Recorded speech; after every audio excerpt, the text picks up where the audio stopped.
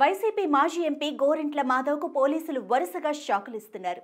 ఇప్పటికే అనుచిత వ్యాఖ్యల వ్యవహారంలో మాధవ్పై వరుస కేసులు నమోదవుతున్నాయి.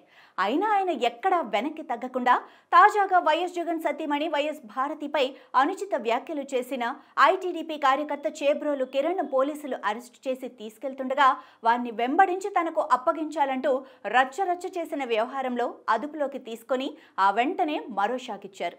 తాడేపల్లి వైసీపీ కార్యాలయంలో ప్రెస్ మీట్ పెట్టిన మాజీ ఎంపీ గోరింట్ల మాధవ్ మంత్రి నారా లోకేష్ పై అనుచిత వ్యాఖ్యలు చేశారు.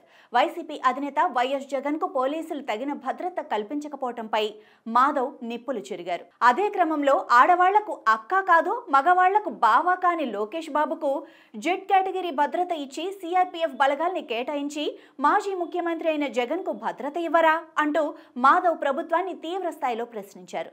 మంత్రి నారా లోకేష్ ను ఉద్దేశించి అక్కా బావా కానివాడు అంటూ గోరింట్ల మాధవ్ చేసిన వ్యాఖ్యలు ప్రభుత్వానికి మంట పుట్టించినట్లు తెలుస్తోంది. దీంతో పోలీసులకు ఆదేశాలు వెళ్లాయి. గోరింట్ల మాధవ్ పై తాడేపల్లి పోలీస్ స్టేషన్లో టీడీపీ నాయకుడు ఇచ్చిన కంప్లైంట్ ఆధారంగా ఎఫ్ఐఆర్ నమోదు చేశారు. ఈ కేసులో త్వరలో గోరింట్ల మాధవ్కు నోటీసులు ఇచ్చే అవకాశం ఉంది.